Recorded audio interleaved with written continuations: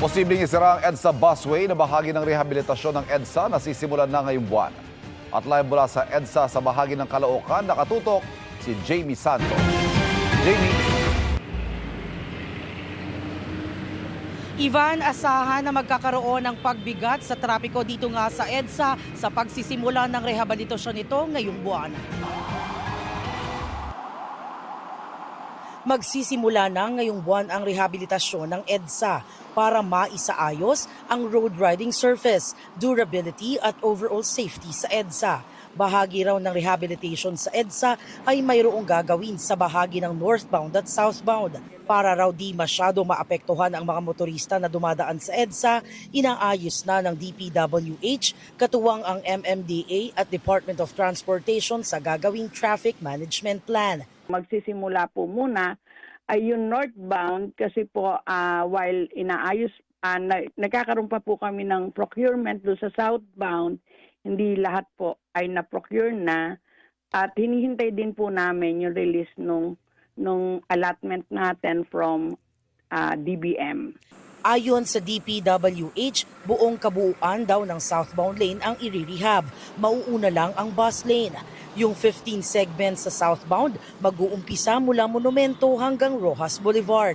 Proposal daw nila noong una, mag-uumpisa sa outer lane o parte ng bike lane, pero dahil marami palang utility sa lane na ito, ay uunahin nila ang bus lane.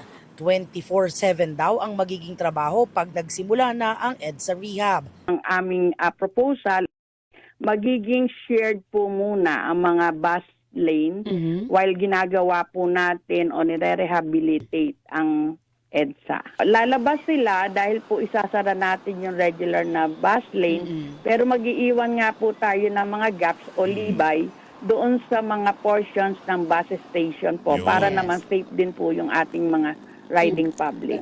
Matapos daw ang bus lane, susunod na ang kasunod na linya hanggang makarating sa outer lane. Sa bahagi naman ng northbound, ang i-rehab ay magsisimula sa Caloocan mula Balintawak patungong Monumento. Ayon naman sa MMDA, DPWH daw ang gagawa ng traffic management plan. Ang MMDA lang ang for comment and approval. Magkakaroon daw ng interagency meeting muna bago simulan ang EDSA rehab. Ilang commuter na nakausap namin ang nag-aalala sa mangyayaring rehabilitation. Tiyak daw kasi na sila na naman ang pinakaunang apektado rito.